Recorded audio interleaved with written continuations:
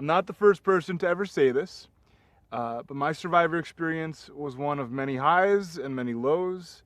I'd say some of the highest highs and some of the lowest lows that I've ever experienced. Just being a part of this whole thing, being a part of Survivor, it's a lifelong dream, and it's I mean that itself is one of the biggest highs I've ever experienced, one of the biggest excitements that I've ever had. Being voted out second is not. Being voted out second is a massive low. It's brought me a kind of inner shame that I've never felt before. So it's one of those experiences that I think I'm always going to look back on and think a million different things about what I could have done differently, what I should have done, what I should have said, uh, how I could have played better, how I could have saved myself from the situation I was in. But I'm also going to look back and remember, riding in on that first day and meeting my tribe and putting together our camp and making fire and Ghost Island, even like being a part of all these little things are things I've dreamed about for years. And so, as kind of bummed out as I am, I can't be that bummed out. My highest high was picking the right bamboo shoot during the game of chance. I opened the one on the left, and there's the key to the advantage in the center of the table. That, before I opened the advantage and learned what was inside, was one of the craziest moments of my life, because you got to remember, I had to break open an urn and hope for the best. I had to pick a bamboo shoot and hope for the best.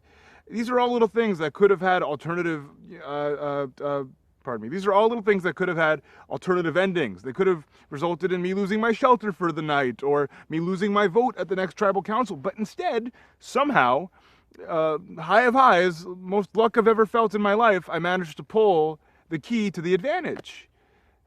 It just happened to be an advantage that I couldn't really use. It happened to be the legacy advantage from Game Changers that I then I had to gift it to someone on Navidi.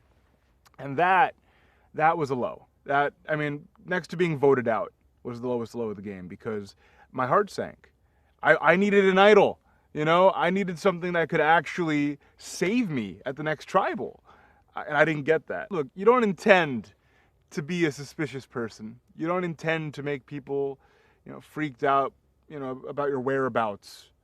And I never intended to be idol guy. I didn't want to be that. I didn't want to be Tony running through the woods looking for idols, going crazy the whole time. I never. I didn't want to put that kind of target on me. I didn't need that. I already had enough targets on me because I'm not super strong, Um, so, I knew I was kind of labeled like that. People were eyeing me weirdly, and I knew that nobody was talking to me about strategy. Nobody was saying anything to. I was the one facilitating every conversation I had about strategy. Nobody was coming to me. So I knew I was in trouble. I think out of this experience, I hope that my friends and family see how far I'm willing to go to benefit them. And I don't know if that's going to come across or not. I don't. I hope that. I don't know. I've felt, before I came on to Survivor, I felt that I was a place in my life where I was solely trying to get my stuff together. That's what I've been desperate to do. I came out here for independence. I want the money so I can move out of my parents' house and and get my career started and maybe give my, uh, you know, just maybe help them pay off the mortgage or something. Like that was the whole idea. As soon as I got out here, I realized, like, this isn't just for me.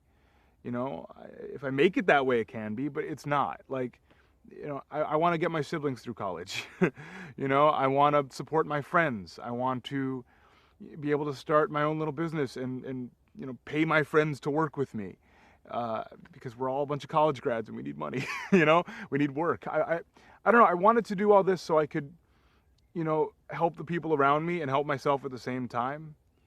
And I hope people see, like, I was willing to go on and, a national reality game show and potentially starve for 39 days and compete and be manipulative and cutthroat to benefit the people who have made my life better.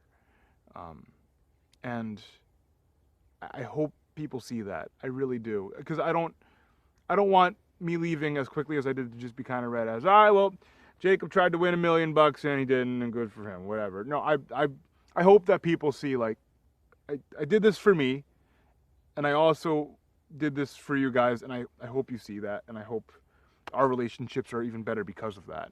More than anything, my Survivor experience is about putting myself out there, and it's a little cliche, but chasing the dream, trying to make the thing happen, not just sitting around and dreaming about it, but trying to do it. And I hope that people see how hard I was willing to try to make that happen. It's about making the people who got me to this point, happy and proud of me. Look, when I first applied to Survivor when I was 18. I hadn't even been to college yet. I was lonely. I had very few friends back home, none at my school. I was about to go to college and restart where I didn't know anybody. I didn't know what I was doing with my life. I was an artist who wasn't going to art school. It was a lot of weird little struggles and pains and frustrations, at 18. And now I'm 22, and I have some of the most important friends in my life that I've ever had. People who have made my life richer in so many ways. I have, I think, a better relationship with my family than I had back then. I know what I want to do with my life, and I think all of that kind of combines and accumulates to this crazy little experience. So overall, this whole thing is about being the person I am now, and recognizing how much I've grown, and trying to show that to all the people at home who have helped me so much.